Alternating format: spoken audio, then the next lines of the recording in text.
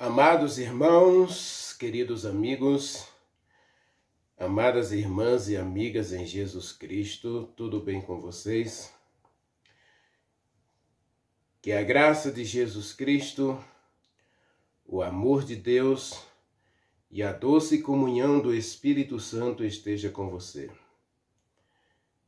Que hoje o meu Deus, segundo a sua riqueza em glória, através de Jesus Cristo, supra cada uma das tuas necessidades. Louvado seja Deus por todos aqueles que assistiram os nossos vídeos até aqui. O ano está passando rapidamente.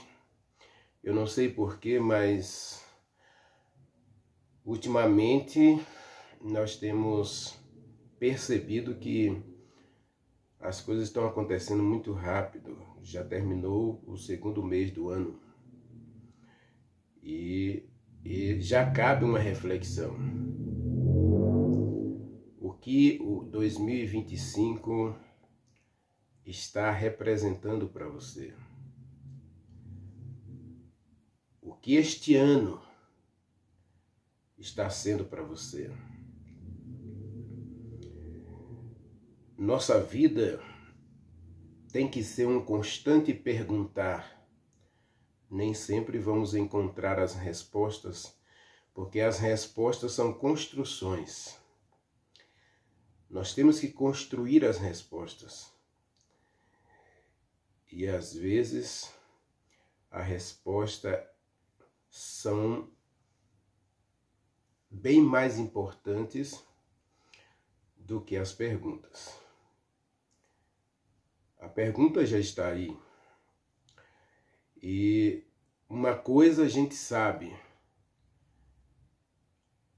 não dá para voltar atrás.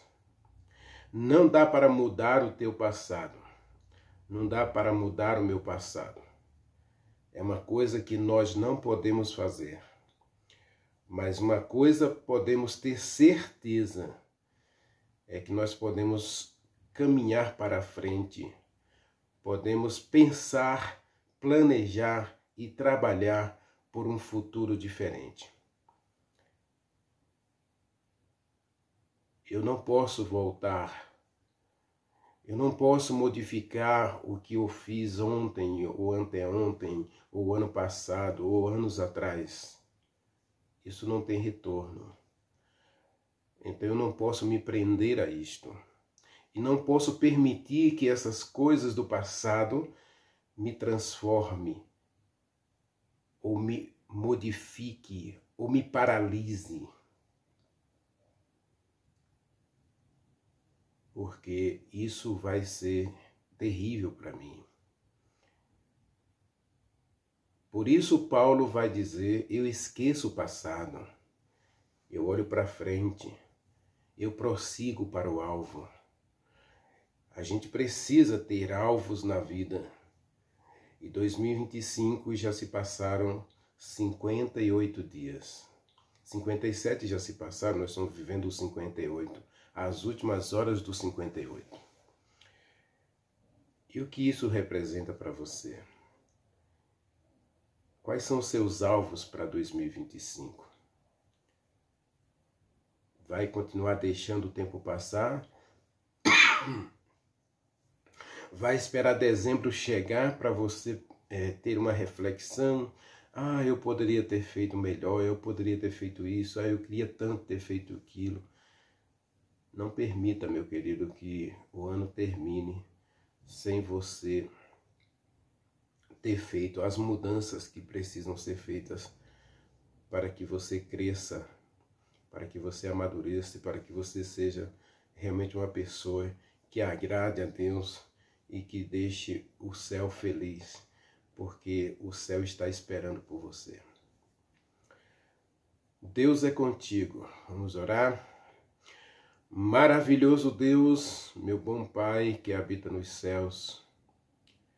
Muito obrigado, Senhor, pelo privilégio de poder estar na Tua presença, de adentrar na Tua presença.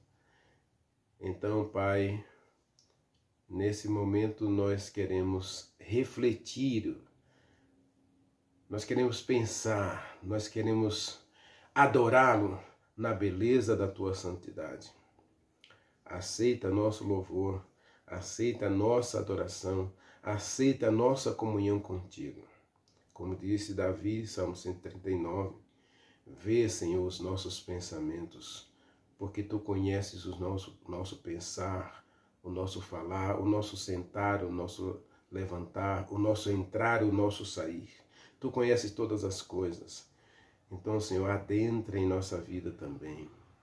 Assim como nós entramos na tua presença, queremos que o Senhor também entre em nossa vida. Faça parte da nossa caminhada, ou melhor, que o Senhor mesmo escreva a nossa história, a nossa caminhada. E que possamos, Pai, ter o testemunho do universo. Este anda com Deus. Este é um verdadeiro servo de Deus. Este é um homem de Deus. Esta é uma mulher de Deus. Que esta seja a marca da nossa vida, Senhor. Homens e mulheres que andam com Deus. Que são amigos de Deus. Pai querido, o mundo festeja. O mundo simplesmente se entrega às orgias e prazeres nesses dias. Tenha misericórdia, Pai, daqueles que simplesmente sufocam a tua presença através dos lenitivos ou dos paliativos ou dos ópios. Pai querido, tenha misericórdia. Liberta, Pai. Envia teu Espírito Santo, Senhor, para que este mundo seja iluminado com a tua glória. Eu sei, Senhor, o Senhor está dizendo que eu deveria ser essa luz, eu deveria ser esse testemunho que levasse as pessoas a se envergonhar de buscar os prazeres da carne em vez de buscar o verdadeiro prazer da vida, que é amar o Senhor e andar na tua presença. Tenha misericórdia de mim então, Senhor. Converte meu coração e a minha vida, meu Deus, para que eu não exalte o pecado, que eu não exalte o materialismo, não exalte esse tal de relativismo. Pai querido, ajude-me a viver o certo e a desprezar o errado. Fica comigo e fica com cada pessoa que assiste essa mensagem neste dia, Pai. E agora fala conosco através do estudo da Tua Palavra. Nós o adoramos e Te agradecemos no doce e sagrado nome de Jesus Cristo. Amém. Leia comigo Lucas capítulo 1, versículos 14 e 15.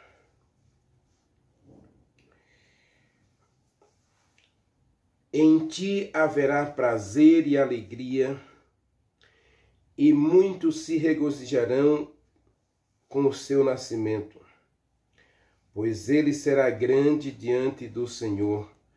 Não beberá vinho, nem bebida forte, e ele será cheio do Espírito Santo desde o ventre materno. Verso 16. Ele converterá os filhos de Israel ao Senhor seu Deus. Irá diante do Senhor no espírito e poder de Elias para converter o coração dos pais aos filhos e o coração dos filhos à obediência.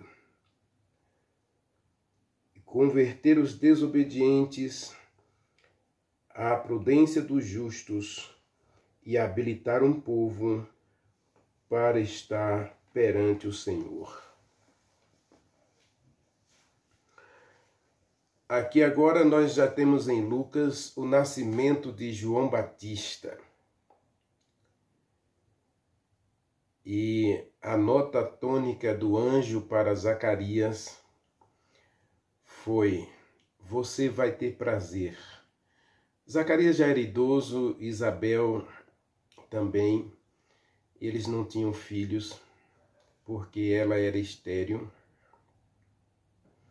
E Zacarias estava conformado com essa situação. Conformado, eu digo, porque eles não iam contra a vontade de Deus. No caso de Abraão, não ter filhos representou a oportunidade de buscar uma outra esposa.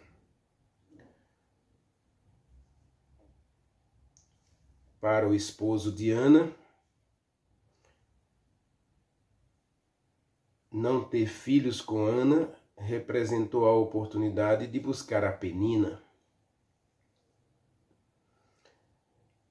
E assim a gente encontra homens de Deus, filhos e filhas de Deus, se aliando ao mal, à cultura,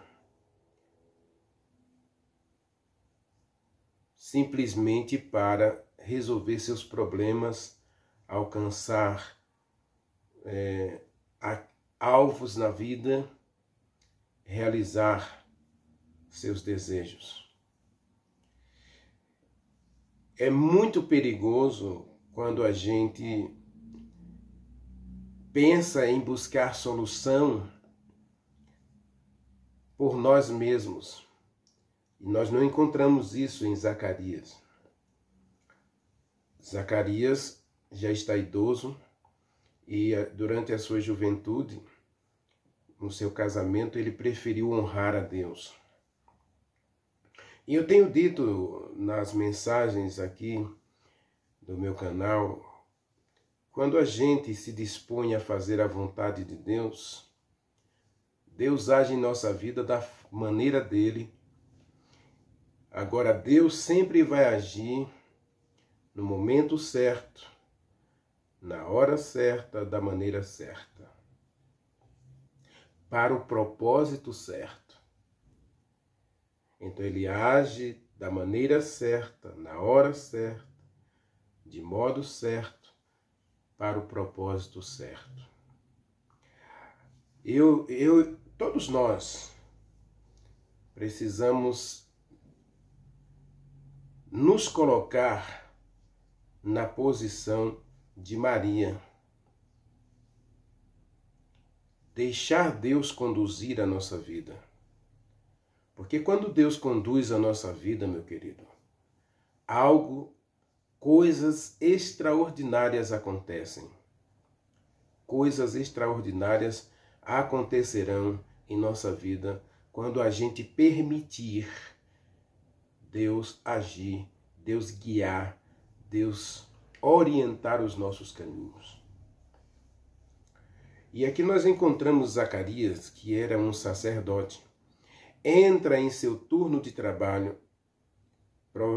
Provavelmente eles tinham um turno de trabalho que era uma vez por ano. Então ele aceita essa escala de trabalho. Está no seu mês de trabalho. Então, durante aquele mês, ele entra na presença de Deus. E engraçado que o anjo aparece para Zacarias e diz que a oração dele foi ouvida. Verso 13 diz assim: disse-lhe, porém, o anjo: Zacarias, não tenha medo, porque a tua oração foi ouvida, e Isabel, tua esposa, vai dar à luz um filho, e o nome dele será João. Agora observe que Zacarias aqui, ele representa a mim e a você, porque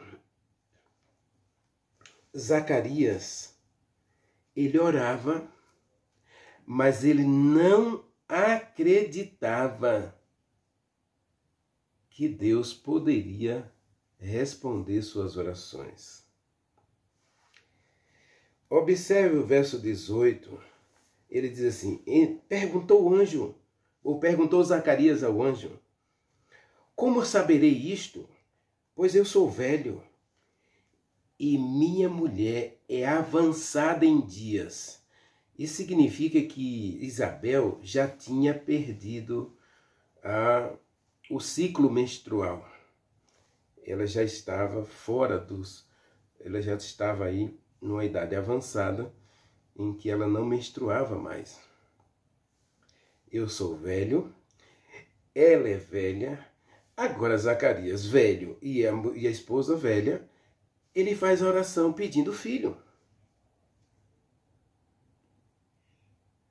Nós temos aqui um contraste aqui, nós temos um retrato aqui de muitos de nós. Porque nós pedimos o impossível para Deus. E eu quero dizer uma coisa para você. Nós pedimos o impossível para Deus, mas nós, às vezes, duvidamos do impossível. E muitas vezes nem cremos no impossível. E às vezes, e muitas vezes, dizemos: isto é impossível. Quando isso acontecer com você, como acontece comigo e acontece com todos nós deveríamos dizer: Senhor, então eu coloco nas tuas mãos o impossível. E muitas vezes é natural do ser humano ele duvidar do impossível. Isso pode acontecer por dois motivos. Primeiro motivo, você se coloca numa posição de indignidade. Eu não sou digno disso. Jesus Cristo até teve um momento assim com um chefe de sinagoga. Estava com um servo dele, um empregado dele, doente, muito doente, e Jesus Cristo disse: eu vou à tua casa, eu vou lá curar teu servo. Ele disse: Senhor, eu não sou digno de que você entre na minha casa. Eu não sou digno. Então, nós vamos à igreja, nós oramos em casa, nós até nos ajoelhamos, nós até clamamos a Deus, mas nos sentimos indignos. E aí a gente até diz: ah, Senhor, eu não tenho méritos, eu não tenho nada, o Senhor faz, o Senhor acontece, eu quero que o Senhor tenha misericórdia de mim, se compadeça de mim. Isso é ótimo, isso é bom. Mas eu quero dizer uma coisa para você, meu querido. Quando a gente lê a Bíblia, do Gênesis até o Apocalipse, Deus nunca tratou você como indigno. Deus nunca trata nenhum dos seus filhos como indigno. Muitas vezes, Deus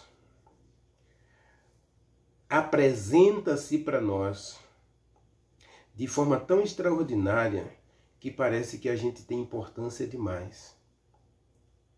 Leia comigo uns 2 versos do Salmo 8. Leia comigo o Salmo 8. Eu fico feliz porque Deus é um Deus de amor e Ele ama você. E Ele ama você como um filho. Ele não ama você como um empregado, como um trabalhador da sua seara. Não, Ele ama você como um filho. Aliás, a Bíblia sempre vai apresentar a gente diante de Deus, diante do universo, como filho. Se você lê Gênesis, se você lê Êxodo, capítulo 3, capítulo 5, a apresentação de Moisés diante do faraó, o recado de Deus para o faraó foi: Israel é meu filho, é meu primogênito, então deixe sair o meu primogênito. Você é um filho, você é uma filha de Deus. Observe o Salmo 8, versículo 4 diz assim: que é o homem para que o Senhor se lembre dele? Quem é o homem para que o Senhor o visite? Quem é o homem para que o Senhor se interesse por ele? Versículo 5. Fizeste, no entanto, um pouco menor do que Deus, e de honra e glória o coroaste.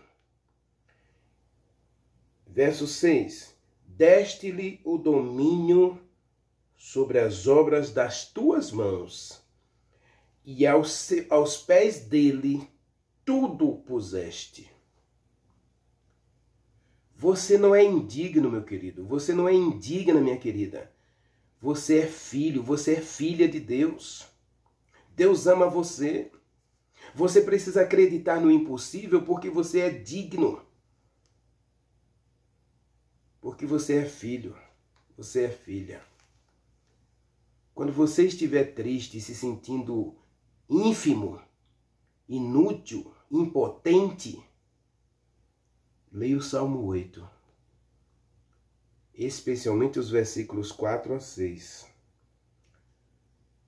para você perceber como que Deus fez por você, com você, e o que Ele está disposto a fazer em você.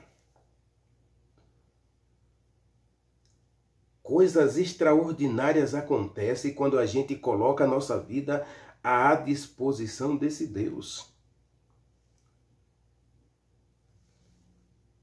A segunda hipótese de você não acreditar no impossível é você viver uma vida diferente da vontade de Deus. Quando a gente está vivendo uma vida diferente da vontade de Deus, aí fica difícil você acreditar no impossível. Primeiro, você se sentir indigno. Apesar de você ser um filho, apesar de você ser... a gente vai encontrar isso também na história dos dois jovens lá, o filho pródigo e o filho mais velho. O filho mais velho, ele se sentia tão indigno que toda a propriedade era dele, ele recebeu como herança 67%, junto com o filho que saiu de casa, e ele se sentia tão indigno que ele vivia como um escravo, vivia como um trabalhador. Ele não se sentia filho. Tanto é que ele vai dizer para o pai: eu há tantos anos trabalho para você e você nunca me deu um cabrito para eu me alegrar com meus amigos. Mas veio este teu filho. Ele não se sente filho. Ele não age como filho. Ele não vive como filho. Aí ele se sente indigno. Agora, o problema nosso é que muitas vezes os nossos caminhos não são os caminhos de Deus. Os nossos pensamentos não são os pensamentos de Deus. Então, quando a gente vive o pensamento nosso, o caminho nosso, nós tiramos Deus da nossa vida e aí fica difícil você acreditar no impossível. Mas mesmo assim, esse Deus do impossível mostra na Bíblia que muitas pessoas, não foram poucas pessoas, ele realizou o impossível mesmo quando elas se desviaram do caminho. Deus realizou na vida delas o impossível para trazê-las de volta ao caminho. Às vezes leva tempo para isso acontecer. Se você observar Moisés, por exemplo, Deus realizou tantas coisas extraordinárias na vida de Moisés, mas Moisés se desviou do caminho. 40 anos depois, Deus o traz de volta ao caminho.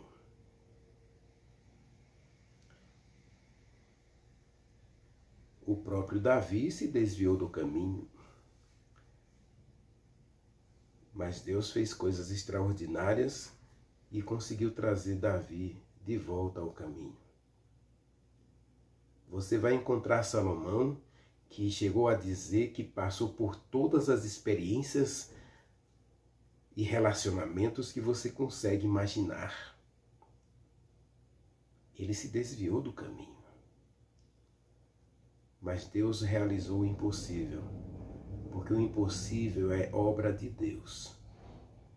E Deus está ansioso para realizar o impossível por cada um de nós. É impossível eu ter um novo coração. É impossível eu manter a minha mente limpa, o meu coração puro. Isso Deus tem que fazer. Por isso eu preciso me colocar sujeito, me sujeitar, me submeter à vontade de Deus. E muitas vezes eu tenho que buscar o impossível até quando parece impossível, que é o caso de Zacarias. Zacarias já estava velho.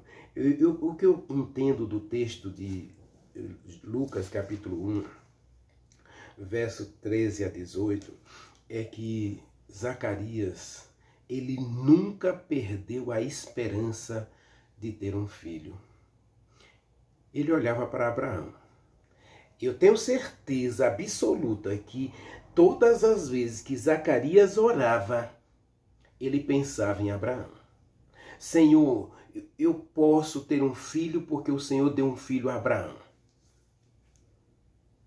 Eu posso ter um filho porque o Senhor deu um filho a Manoá.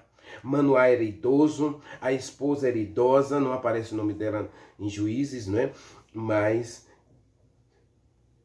aqui aparece o nome de Isabel. Isabel era idosa, Zacarias era idoso. Mas todas as vezes que ele orava pedindo um filho, e ali ele estava no templo queimando incenso, orando pelas pessoas, mas ele estava lembrando, eu não tenho filhos. Já estou quase morrendo e não vou deixar a herança, não vou deixar um herdeiro, não vou deixar um sucessor para o sacerdócio.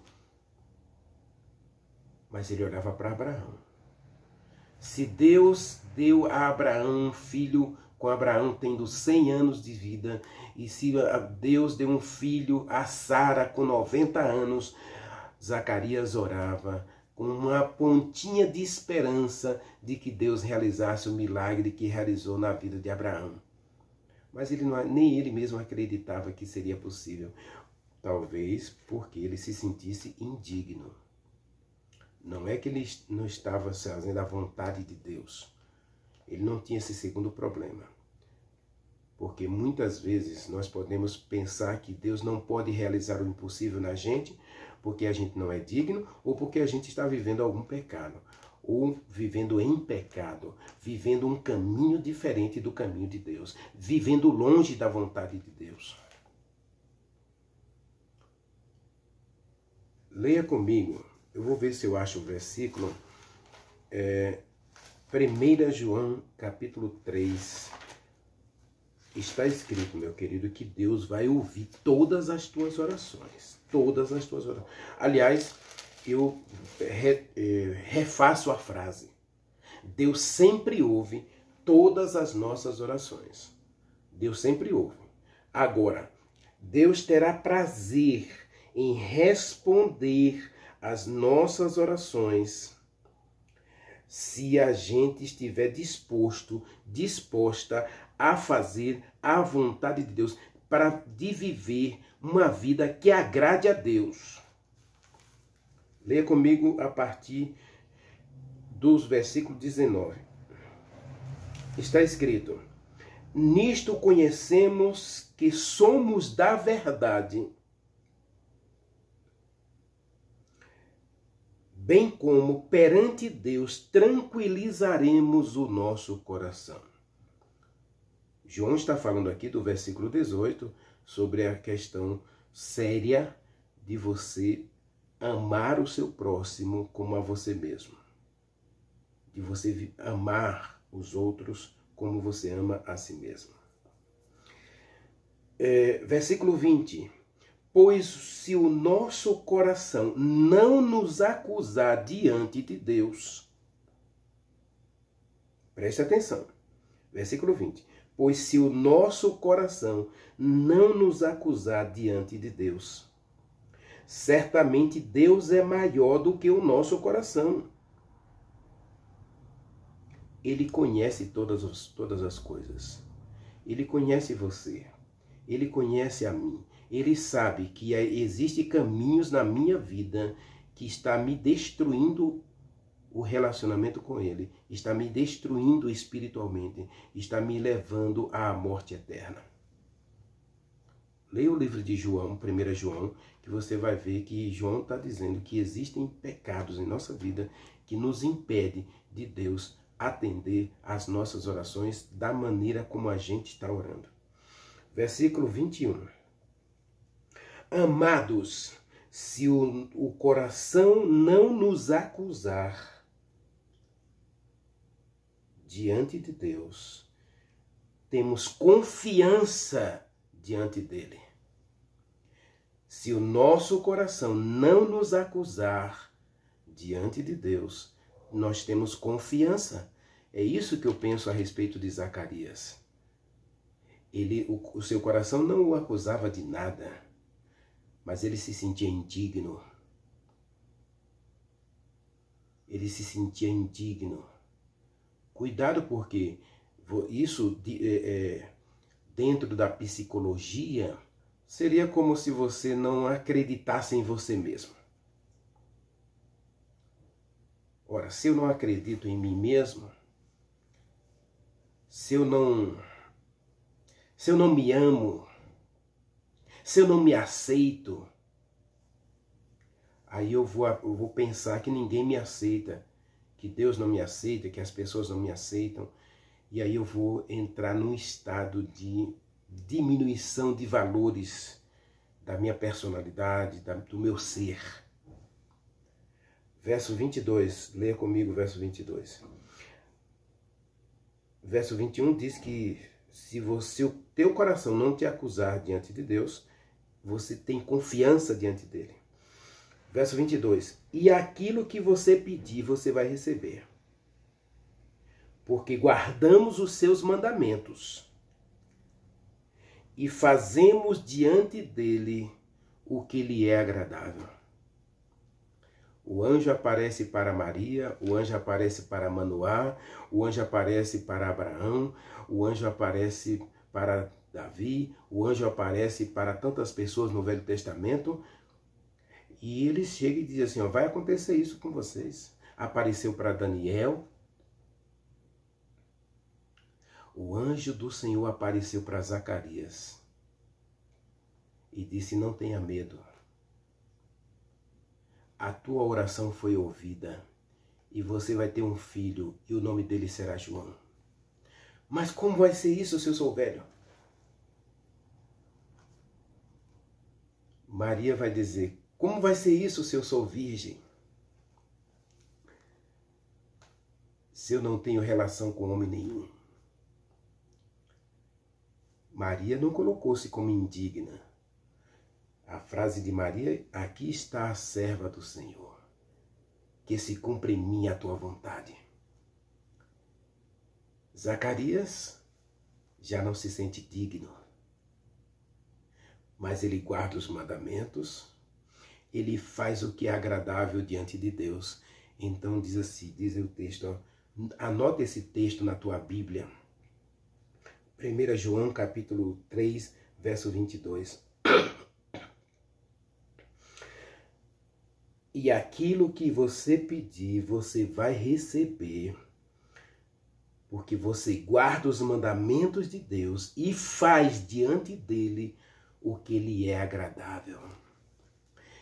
Eu falei ontem na mensagem, né? Se você vive uma vida que agrada a Deus, você dá a Deus o prazer de atender você em todas as suas necessidades. Mas deixe-me concluir esta mensagem, meu querido. Eu acho que eu vou ter que continuar essa mensagem amanhã, mas deixe-me concluir essa mensagem com uma questão muito séria. Nós não gostamos de orar, essa é a verdade. Se você observar, nossas orações são curtas e normalmente elas têm três fases. A gente agradece, a gente pede e a gente, digamos assim, louva a Deus. Deveria ser, a oração deveria ser louvor, adoração, agradecimentos e, por último, pedidos. Louvor, adoração, agradecimentos e pedidos. Mas a gente faz assim, a gente só agradece assim, de forma bem... Ah, Senhor, obrigado pelo dia, obrigado pela vida, obrigado. Aí, obrigado porque eu respiro, obrigado pela água, obrigado por isso, obrigado pelo alimento, obrigado pelo trabalho, obrigado... A gente faz isso. É uma oração tão formal que a gente já sabe o começo, o meio e o fim. A gente já sabe o que você vai dizer em todas as suas orações, porque normalmente elas começam assim: obrigado, Senhor, pela vida, obrigado, meu Deus, porque eu acordei, obrigado. Segundo momento a gente, Senhor, eu estou com problema, não sei o que, eu quero isso, eu quero aquilo, eu quero isso, aquilo outro. E a gente fica o ano inteiro, a vida inteira, Senhor, eu quero isso, eu quero aquilo, eu quero isso, eu quero aquilo. Eu não sou digno, mas o Senhor é digno. Eu não mereço, mas o Senhor pode todas as coisas. Mesmo sem méritos, eu não tenho mérito nenhum, Senhor, então eu peço nos méritos de Jesus Cristo. Não. Meu querido, a oração precisa ser um diálogo com Deus. Conversar com Deus. Andar com Deus tem que ser isso, amizade. Oração é um diálogo com Deus que acontece o dia todo. Em todas as situações e circunstâncias você está orando a Deus. Você precisa definir, você precisa de uma definição correta da oração. Orar é falar com Deus. Então você tem que falar com Deus todo dia, toda hora, todo momento. Em todas as circunstâncias você tem que estar falando com Deus. Em pensamento. Está na cozinha, está no banheiro, está na cama, está no trabalho, está no passeio, em todos os momentos você precisa estar em comunhão com Deus. Isso é oração. Agora, eu vou dizer duas coisas para você. Primeiro, Deus atende a todas as orações. Todas. A resposta de Deus sempre vai ser sim, quando a oração está de acordo com a vontade de Deus. Quando você vive uma vida que agrada a Deus, diz o texto, Deus atenderá às tuas orações, porque você guarda os mandamentos de Deus e você faz o que é agradável diante dele. Essa oração vai ser sempre sim.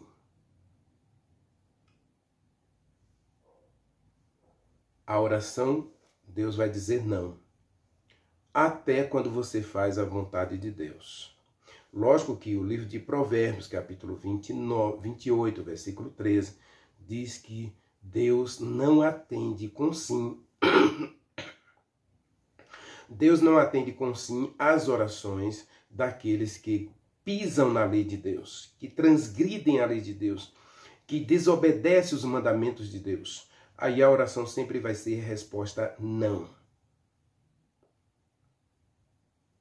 Quando a pessoa se converte, mesmo que ela esteja em transgressão, Deus vai atender suas orações para que elas entrem no caminho, para que elas comecem a fazer a vontade de Deus. Então Deus vai... Essa oração de conversão sempre vai ser sim. Quando você orar pedindo para Deus converter você, purificar você, transformar você, modificar você, essa oração sempre vai ser sim. Agora, quando você está no caminho e você ou não está no caminho, algumas orações Deus sempre vai dizer não, porque Deus sabe que o final não é para a nossa felicidade, então ele sempre vai dizer não. E quando Deus disser não, meu querido, é melhor você não orar mais pedindo aquilo para o que Deus já disse não. Todas as orações são atendidas. Umas delas vai dizer sim, Deus vai dizer sim, outras Deus vai dizer não. Pode ser que você esteja no caminho fazendo a vontade de Deus, guardando os mandamentos de Deus, e Deus vai dizer não. Por quê? Porque ele sabe o final. E se ele sabe o final, ele sabe que isso não vai trazer nenhum tipo de felicidade para você. E Deus quer ver você feliz, porque você é digno disso. Jesus Cristo disse, eu vim para que você seja feliz e seja feliz completamente. João capítulo 10, versículo 10 e 11. Eu vim para que você tenha vida e tenha vida abundante. Eu vim para que você viva plenamente feliz. Então as tuas orações precisam respeitar a vontade de Deus. Agora, a segunda coisa que eu tenho que dizer para a gente.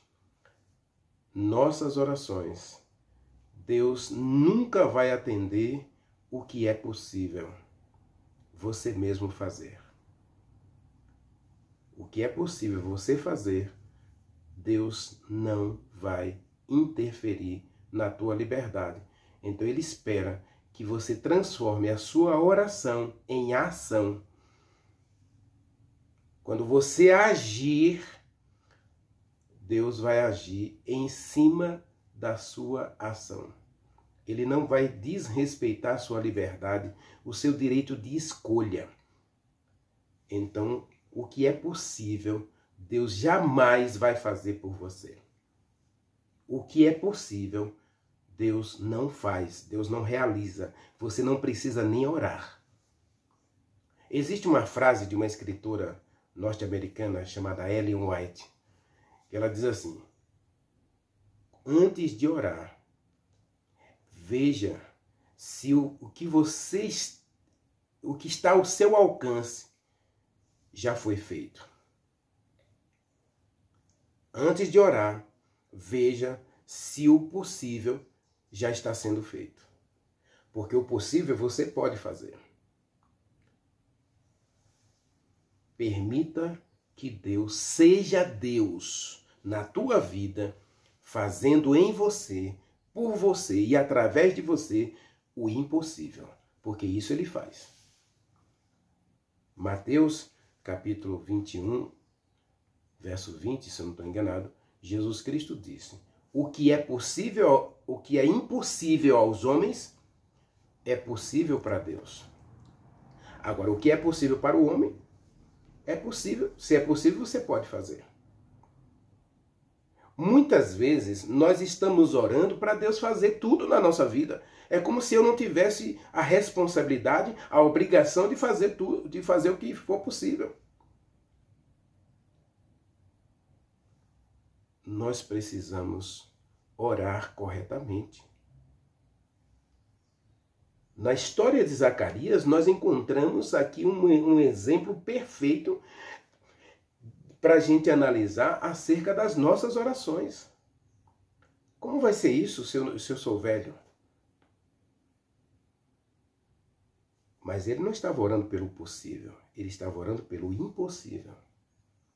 Porque o possível, meu querido, você não encontra na Bíblia as pessoas orando, pedindo a Deus o que é possível. Ana, a oração de Ana é uma oração modelo, porque a gente percebe ali que ela ora, Senhor, se o Senhor me der um filho, eu vou devolver para o Senhor.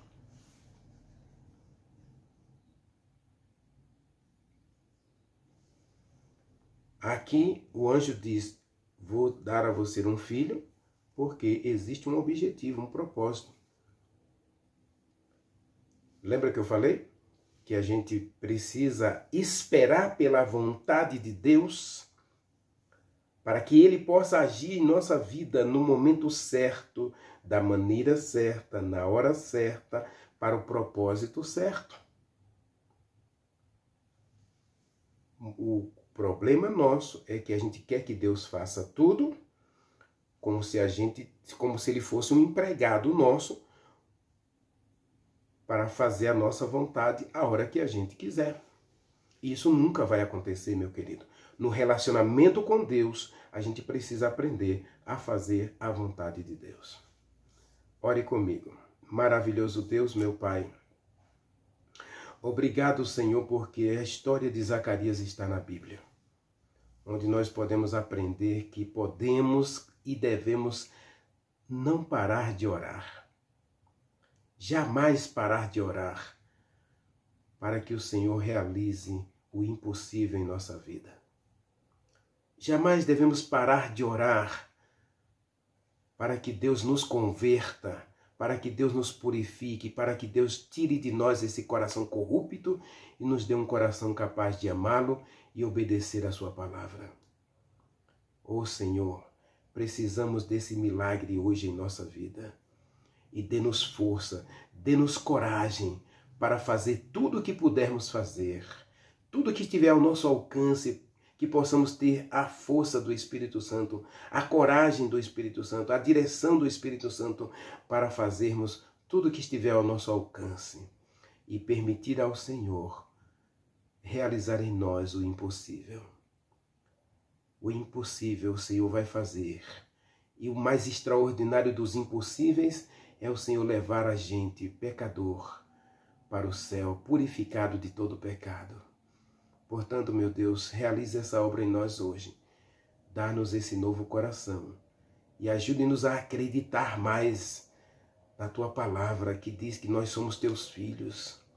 Então, Senhor, age em Teus filhos hoje para satisfazer todas as suas necessidades, tudo que eles precisarem, porque o Senhor vai fazer não o que a gente quer, mas o que a gente precisa, o Senhor vai realizar em nós.